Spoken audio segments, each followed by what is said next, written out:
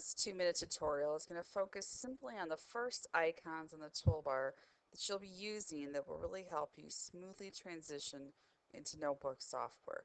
These icons are seen in other types of software, so they will seem familiar to you and fairly easy to use.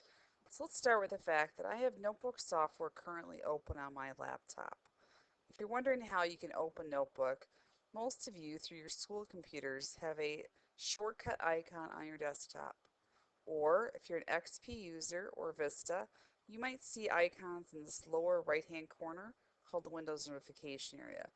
If you're a Windows 7 user, you need to click on the Hide icons or Show icons, and you'll see the blue square, the white circle.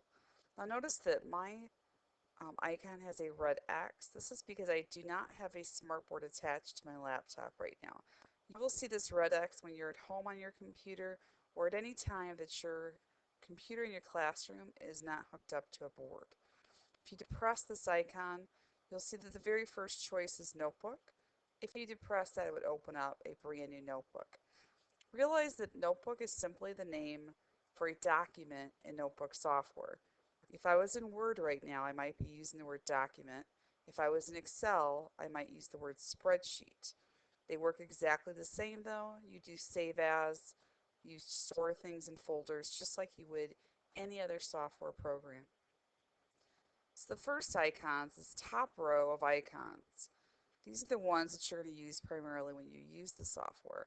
We're going to just focus on these first few on the far left. You'll notice that in Notebook software it's very user friendly, and if you hover over any of the icons, it actually will give you the name of the icon. Also, the type of icon it is helps you determine what it does. So the first is the back button. This will take you back a page. The forward button takes you forward. I'm going to go ahead and depress that now. Notice that if I go forward, I type the word second page here simply to show us we're on the second page. I'm now going to click on previous page to go back, and I can see that I'm now back to my original page. The plus sign with a page that's curled over, this is going to add a page. If I click on that icon, it will add a page. You'll be able to see it over here in the right hand corner. Similar to PowerPoint, I could see my first page, so I just depress that, takes me right back. Find a file. This is a place that you're going to go to find a file. So if I hover over it, it says open file. If I click on it, I can find any file that's on my computer system and open it up. Save. The floppy disk icon is considered save in this software as well. Remember though, the first time that you go to save anything, you should always choose File, Save As.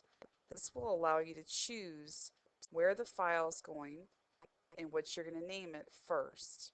Once you determine that, you can then click the Save button. The clipboard is just like the clipboard in Word in other different places.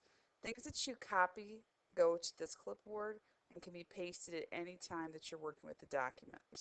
You have an undo button, which will undo your last action, and a redo button, which will redo it.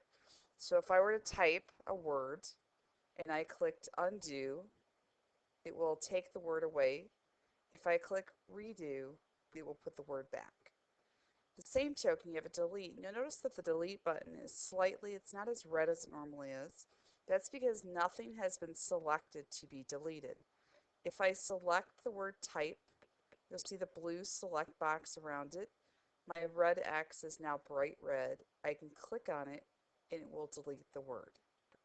I hope this helps you get started. There'll be more beginner videos. Just watch for them.